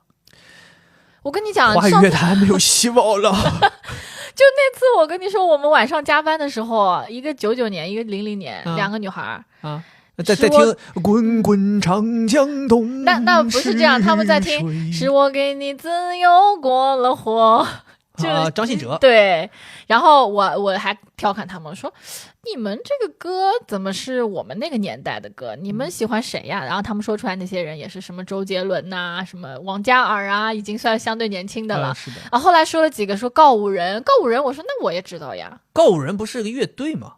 对啊，那就歌手呀。如果你还没有睡，如果咱也能追得上脚步，是刷抖音总能听到这些 BGM。好，对，所以我们这个流行文化层面哈也要追上去。对，但是不过在这儿我有一个小疑问，是插入一下，是你说，就是追赶流行文化，我觉得是不是也得有个度？就是说一味的去追潮流、赶时髦，是不是跟少年感就也会有一些区别？是。你比如说我其实一直都有一个疑问啊，就是你帮我解答解答，是，或者说我想听你的看法。好，就是说亚文化这个东西，它到底算不算是少年感？就是说白了，举个例子，就那些没有不尊敬的意思啊，就是所谓这些亚逼们，就他们有没有少年感？其实我对亚文化还真的不是特别的了解，就对我来说比较浅薄的理解就是黄头发，彩头发，然后穿的那个衣服也是那种Balenciaga。OK， 我的感觉啊，就是我觉得少年感是没有那么犀利的，就我觉得亚文化有点太犀利了，冒尖了是吧？对，就是少年感，它是一种我认为是有锋芒、有态度的，是追寻不同的，但是相对柔和的。那我这么理解，你觉得对不对？就是亚文化好像它是先行的是一个所谓的文化潮流标准，就这个东西就亚文化，就好比你说的，大家都是彩头发，都是 Balenciaga，一拍照不是大头就是大脚，对吧？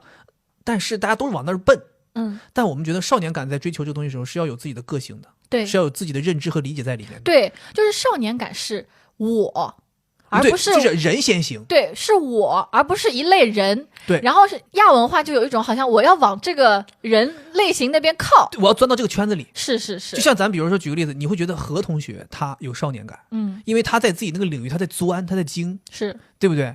你会觉得就是哪怕甚至我会觉得有的时候觉得百乔有少年感。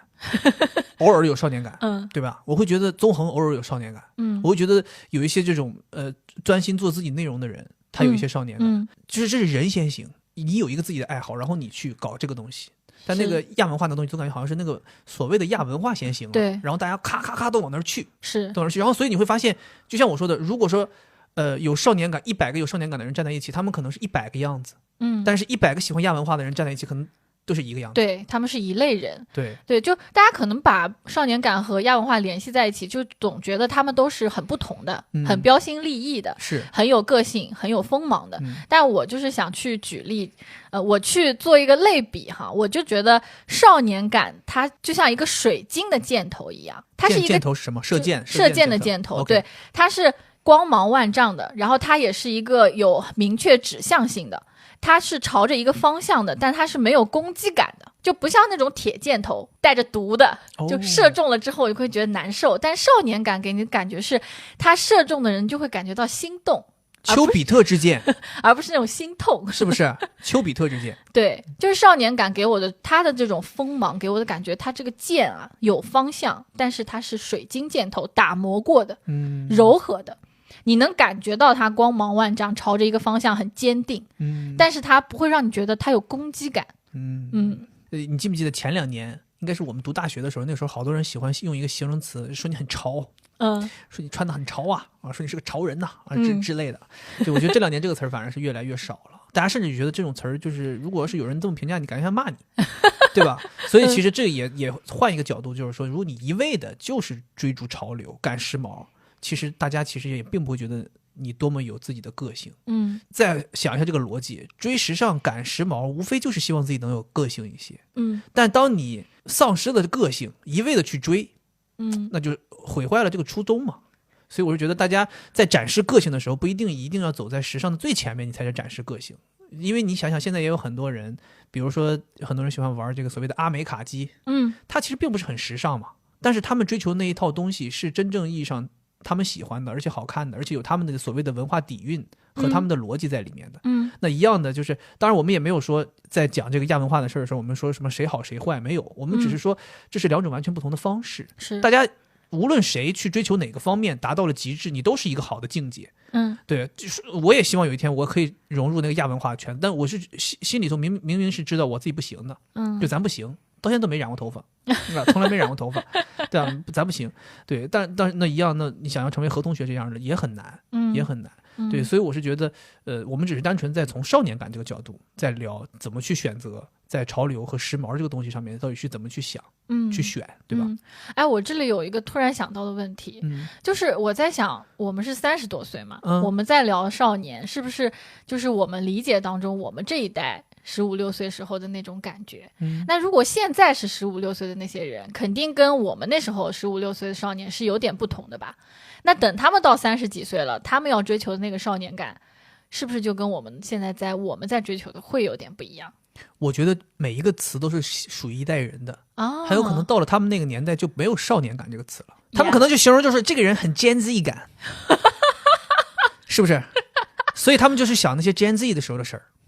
他们不会想咱们那个15、16岁的时候的事儿。那会不会就是像我们哥哥姐姐，比如说70后、80后，他们在说的那个叫什么来着？葬爱家族那些叫什么？杀马特，杀马特也是跟少年感类似的，就杀马特感。我觉得可能我们这一代人，看杀马特会有这么多有色眼镜，就是因为那个词是属于那一代人的。对，就好比 Gen Z 可能回头来看少年感，觉得。好土啊！哎呦，大姐你好有少年感呐！哎呦大哥你太有少年感了！你们都太你们少年王哈，你们太厉害了！你们就是可能是这种感觉。所以我们聊的时候，我就会感觉到，就是语言是非常非常有力量的一个东西。中国话嘛。对，当我们说中国话就很对，很多彩当我们在讲少年感的时候，我们脑海里就会有一个印象，它是一个标签，所以也不能随便给人家贴标签。对，贴标签是不对的，所以我就说嘛，这少年感这东西，我们讲了这么多，它其实是一个很复杂的东西。对，内涵太它不是丰富了简简单单一个标签就啪就给谁贴上了，是对吧？所以这是为什么我们今天想聊这个事儿，就是当你去细细的去分析一个词、一个形容人的一个词汇的时候，如果你只把它看成一个标签，那太简单了，对，你可以随便滥用它。是，但是当你深入去了解这其中的东西的时候，你就不会滥用了，你会非常谨慎，并且用得非常准确。对，而且我不知道大家会不会就随着我们的聊天，自己也有一些思考。你可能觉得同意或者不同意，或者觉得哎，这两个人聊的，好像比较乱七八糟啊，乱七八糟。嗯但是这个其实就是我们在展现这个时代，不要给别人瞎贴标签。就任何一个词，它都是很复杂的。对，其实我们就是想展示说，就是这个少年感这东西其实是一个很复杂的东西，是，而不是一个你随随便便就可以定义的。你像我们现在其实想了这么多，我们现在还有继续可以想。还没有讲完哦。对，就比如我们讲到贴标签这个事儿，是，其实你想想，很多少年感的人，其实他不太会乱给别人贴标签。，对，我觉得这个其实有一方面原因，就是大家其实有一颗包容的心。嗯我觉得有一颗包容的心，其实也是一个少年感的人会具备的一个特性。嗯所谓的包容，并不是说一味的去接受所有东西都是对的。嗯，就有点像咱说那种有点摆烂了，就是你说 OK， 你说都对，不是你说的都对，叫包容心，不是你说的都对，他是真真正正发自内心的去接受这个世界上很多的不同。我觉得这个东西的重点就在于他是发自内心的，而且他没有固守自己小世界的那个标准。因为有些人他比如说觉得我是直男，我就只能接受直男，这个世界上只能有直男。对不对？有的人是觉得说，我吃素，我就必须这个世界上都得吃素。我觉得大家如果要是你是一个小众的人，但你又固守你自己的标准，那就不对了。所以我觉得包容心是非常重要的。没错，有少年感的人一定是有包容心的。你不一定非得承认他们，或者说你不一定非得成为他们。但是你接受他们的存在。即便你不喜欢他们。有很多东西，比如说有一些文化，有一些物品，有一些东西，有一些人群，你不喜欢，可以。但是你要接受人家的存在啊，就像你有的时候经常跟我说的，对吧？你说你不高兴，或者说发生了一件什么事情惹你不开心了，你不能想着说这个事儿不该发生，你要想的是这个事情发生就是发生了，你要去接受它的发生。对，我觉得这个包容心其实在日常生活当中是非常重要，因为当你有了这样的包容心之后，你就不太会与这个世界为敌了。就你不会觉得说什么东西的出现是他妈的来让我别扭的，你就顺了。一顺，我觉得人一顺就回到我们前面那个第一个说的身体状态、精神状态、各方面你都顺了，然后你就有少年感了，返老还童了，有点这种，我觉得就是说白了就是有点像咱说的那个什么相由心生。就是当你的心态发生了非常好的、非常积极的转变之后，能够作用到你的是你的整个人的外放的这个状态也会变得更积极、更好。对，这是我觉得我在这个包容心上面的一个看法啊。那最后我说一个我认为在我心目当中少年感最重要的一个特质，最重要的放到最后了吗？对，就我认为最重要的，收尾的对，就是自我。你这个说的我觉得确实是对，因为你知道我们是不断的在探寻自己的，对吧？那为什么很多人在青春期的时候他老是跟父母有矛盾，就是因为在青春期的时候他的自我是很明显的，他要去离开这个家庭，就是离开父母去找寻自己。但后来慢慢的你就磕磕碰碰嘛，就被社会驯化了，你觉得我自己不重要了，然后你就感觉丧失了这个少年感。而我觉得有在中年啊或者是老年时期他还有少年感，就是他还在一个探寻自我，第二个是还在保持着自我。当你刚刚在说的这个包容心，我也会觉得就是一个很自我的人他其实是会有包容心的，是不是听起来有点矛盾？是对，但是我会觉得就是这种包容是来自于我足够强大，我其实不是很在乎就是别人在做什么，不怕那些新的东西把我改变。对，就我是觉得你一定要去 judge 别人，或者你要去说教，要让别人来认同你，其实是一种虚弱的表现。我能理解你说的，就好比说举个例子，我不允许这些东西存在，是因为你怕这些东西的存在伤害到你或者影响到你。对，你其实说白了你并不自信。对，就你这个自我其实或者换句话说有点像那种自信，对，又既自我又自信。对，就是你的自我如果是模糊的话，你很希望我要展现出来一个独特的自己，但如果你本身就相信我是一个独特的人，那你们也是独特的，你们跟我没关，就你是什么样的跟我没关，我为什么要去 judge 你，要去说教呢？对吧？我当然就可以非常的包容，而且这种包容一定要知道不是圆滑，就是他就是那种觉得我是这样的，而你是那样的，就像我说发自内心的嘛。对，不是装出来的。对，然后就是少年感的自我是那种很在意自己的，是。对，就是像你说，咱们回想一下咱们青春期的时候，那个时候，对，你很在意自己，你根本就无所谓别人在干什么，所以你不会有那种要去说服别人的那种爹味儿，你永远你都是在想你自己，关注自己，对，很关注自己，然后你也是很有自己的态度的。因为有很多人觉得你失去少年感是那种被磨平了棱角吧。你这个说特别对，我觉得。哎，你对啊，他对，对这个大哥你对吧？但是其实你要保持自己的态度，对，你要展现自己。有的人没有态度，有两种情况，一种是他不知道自己有什么态度，对吧？就像你说没有爱好、没有少年感一样，他连自己喜欢什么都不知道。那还有一种呢，就是他有态度，但他不敢说，畏惧。对，那这里又是讲到，就是一个自我的有少年感的人，也是很勇敢的人。对的，对吧？他敢表达自己的这种态度。然后另外呢，就是让我觉得很有少年感的人，比如说像你，就是他是非常非常鲜明的，很犀利的，就是他那个自我很具体，我是一个什么样的人，1、2、3、4、5能说出来5条，然后我是不是什么样的人，就也很明显，就非常鲜明。然后同时你又是一个这个我刚才已经讲过了，就是涌动的，然后扩张的，就是你好像很有力量，要把周围很多东西纳到你这个人身上来，然后你也是不会就是考虑很多，瞻前顾后的，就是你只考虑你自己，我想要，就有点像那种冲劲儿很足的那种感觉，对吧？我觉得你刚才讲的这个高压水枪，咱稍微总结一下，就是你说到自我是对的，然后我觉得你还提到，就像比如说我们两个人一起提到的有自信，我觉得也是很重要的，对吧？然后不畏惧，对吧？然后包括像你说这个有很鲜明的态度，是对，我觉得这些东西都是少年感的表现。对，我觉得可能有些人上了岁数之后，就像你说的磨平或者说磨圆滑，这是一个泛的说法。其实这个说法如果要是细拆开的话，就是丧失了我们刚才说的这些东西，丧失了自我，丧失了自信，丧失了态度，没错，所以你才变得圆滑了。说白了，其实就是一个人的个性全都被摘走了，你剩下就是一个躯壳，是对吧？江天只有殘留的軀殼啊，是不是？然后我的总结就是少年感，它就是有无所畏惧的行动力和无限未来的可能性。我天哪！就一个人他少年，他就是敢做敢当，坚持不懈。然后另外他因为年轻，同时他又有很多不同的方向可以走，那么他的未来就是有很多很多可能性的。就像我看你一样，虽然你已经30多岁了嘛，对吧？但是你会去选择做很多不同的尝试。那我不知道你的未来会是什么样子的啊。就有的人悲观的人会觉得，哎呀，我老公之后会是什么样，我不知道。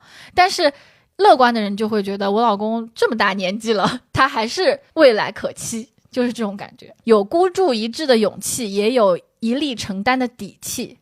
就是如果你仅仅是少年时候的冲动，那你确实啊，我很勇敢。但是少年感对于一个已经上年纪的人来讲，就是我勇敢，同时后果我能够承担。我觉得这个是最重要的，就不是我有一个就是我有命一条，不是这种舍得一身剐那种。对，是我愿意去努力尝试，同时我也想好了我可以承担接下来的后果。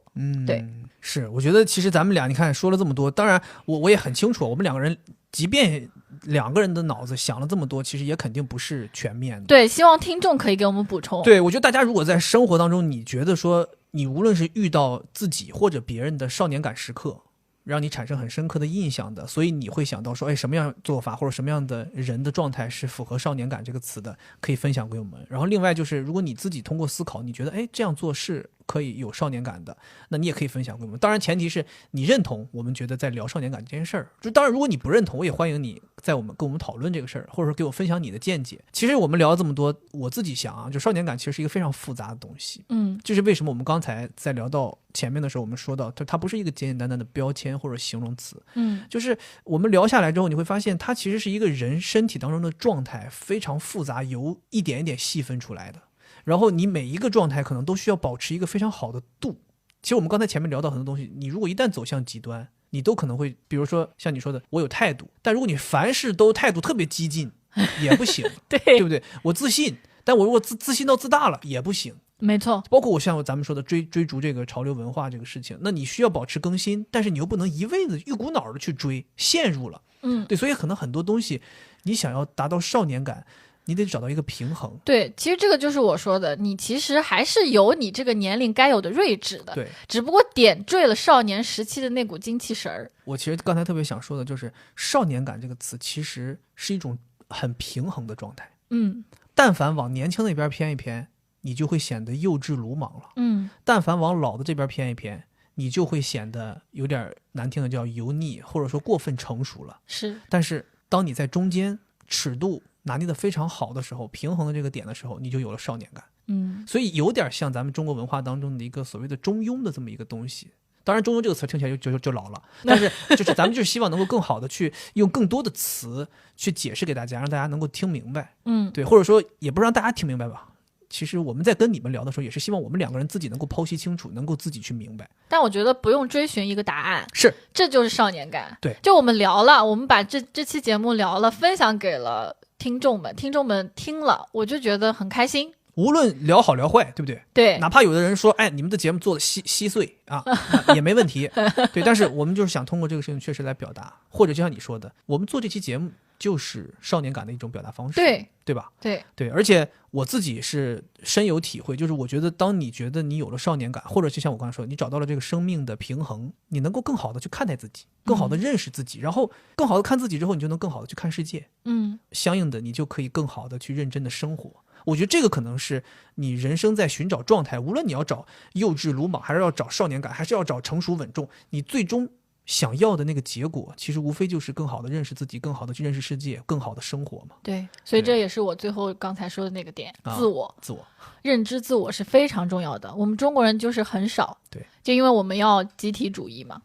所以我觉得这一期节目我们就是在最后也还是一个美好的祝愿啊，就是希望大家都能够找到属于自己的那个少年感。对，我不敢说让大家都拥有少年感，但是你可以去找到属于自己的那个少年感。哎，我可以说我这个是惠子感啊，惠子就是一种，我就告诉你这个叫不要脸，就是一种知性，然后美丽、智慧的女性的那种感觉。宋子说了，我这个叫做宋子感，可以啊，是不是？这龙傲天是我这叫龙傲天感，刘波是我这叫刘波感。所以我们说来说去还是这种废话连篇感，到最后又变成搞笑了。行吧，这就是我们这期想跟大家聊的事情。那大家有任何的想法都可以在评论里面跟我们分享，好不好？好啊，以上就是本期节目的全部内容，咱们下一期再见，拜拜，拜拜。你搞一个有少年感的结尾，少年感结送母子送。Oh my god! Oh my god! Oh my god! Oh my god! Oh my god! Oh my god! 拜拜，拜拜。